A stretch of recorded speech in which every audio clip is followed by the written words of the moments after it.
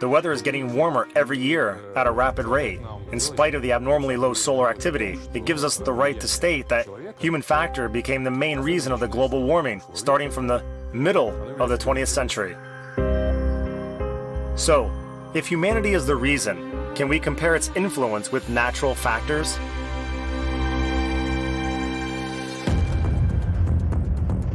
In 1998, a new term was introduced.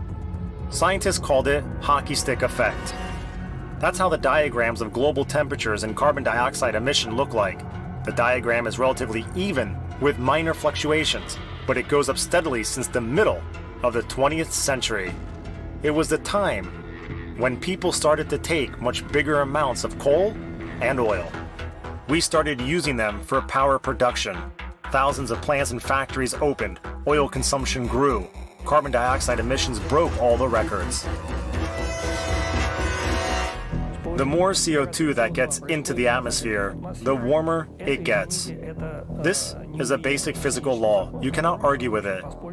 Today's level of carbon dioxide concentration is 401 part per million. That's 45% more than it was 250 years ago. There hasn't been anything of this kind in the last 3 million years. So, we can say for sure that neither Homo sapiens nor his less skillful ancestors lived in the atmosphere with so much CO2 in it.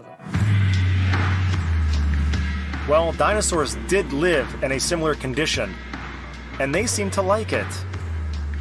Back then, there was little oxygen in the atmosphere, but there were a lot of carbon dioxide and methane. At that period, the Earth was still forming. Volcanoes and the lava streams emitted more CO2 than all modern enterprises together. They turned our planet into a huge greenhouse where a man couldn't survive.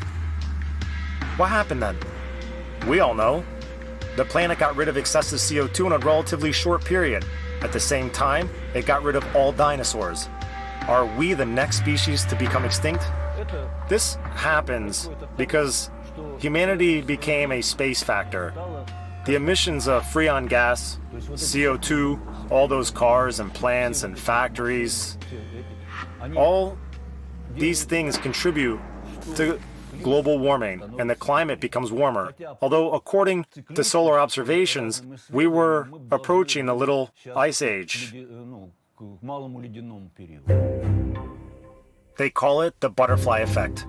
A minor event in the past results at big trouble in the future. How does it work? Greenhouse gases like water vapor, CO2, and methane work as glass windows. They hold the heat inside the atmosphere and don't let it go back to space. If the atmosphere didn't contain these gases at all, the difference between day and night temperatures would be almost 60 degrees. When factories and power plants all around the world started emitting carbon dioxide, it began to hold excessive heat in the atmosphere. Then it was like a chain reaction. The sun melted permafrost layers and a great amount of methane went out. Its greenhouse effect is 25 times bigger than that of CO2. What is more, the global ocean is vaporizing much more water. The researchers at the University of California analyzed the satellite records for the last 13 years. They found out that the circulation of water is getting 1.5% bigger every year. The excess of water doesn't spread equally around the planet. It's getting drier in arid regions, and there are more water in humid areas. People there suffer from downpours and heavy floods. Humanity should be very careful. Every action leads to a reaction. The atmosphere will clean out itself. It has so many mechanisms of self-defense. There are millions of ways to do it. But in any case, it's a complicated process. People need accurate long-period weather forecasts to survive the wrath of the heated-up planet.